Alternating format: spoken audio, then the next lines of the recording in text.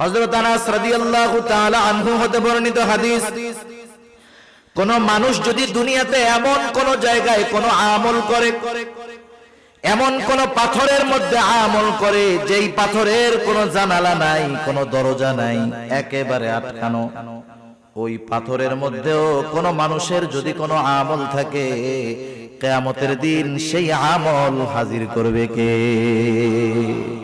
আল্লাহ তাআলা কোরআনুল কারীমের মধ্যে বলেন, ওয়ানাদাউল মাওয়াজিনাল কিসতা লিয়াউমিল কিয়ামাতি ফালা তুযলামু নাফসুন শাইআ ওয়া ইন কানা মিসকালা হাববাতিন মিন খারদালিন আতাইনা বিহা ওয়া কাফা বিনা হাসিবিন।